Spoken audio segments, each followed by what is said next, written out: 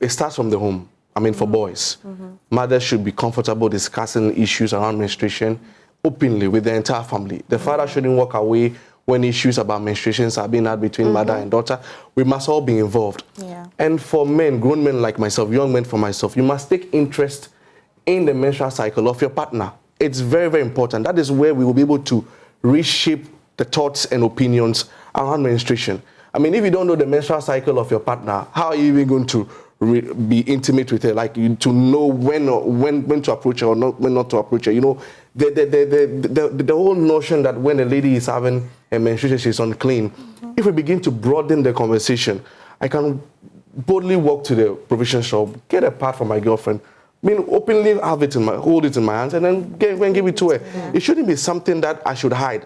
I shouldn't be shy of doing that. It should be something that it should be open. I mean, you just take I mean, let's do a social research. Right.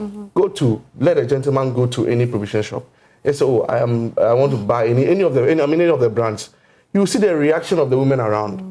You know, everybody was like, hey, why is this lady allowed? You know, that kind of stuff. So I think that we need to change that opinion, and it starts from society. Society is one of the main change dynamics we have around, and so if we begin to, and it all starts with the conversation, if we begin to, you know, remove the veil that covers the whole conversation. You know, there was a research by one academic where he said that even in our current society, you know, when we are talking about menstruation, they don't go straight to the point. They have to employ euphemisms. Yeah, you know, even in our schools. So you see, instead of them going directly say, "Oh, I'm menstruating," they say, "There's a tree word or boninsa." You know, all of these things. So it's all of these things are veils covering. So you see, so once we begin to change these opinions and then reshape these conversations, begin to realize that it broadens the conversation. And you see, economic power lies within, I mean, it's sad to say, but then in Africa, in Ghana in particular, economic power really lies in the hands of men.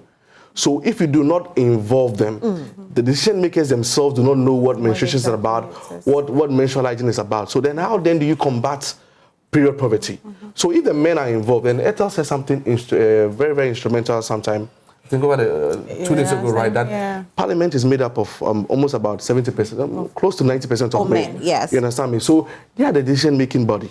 If they do not understand the nuance around menstruation and why it is important that we treat sanitary pads or sanitary products as essential products and not luxury products. You know, there's a law in Ghana over 30%, over 35% tax on sanitary pads. It's ridiculous. Yeah.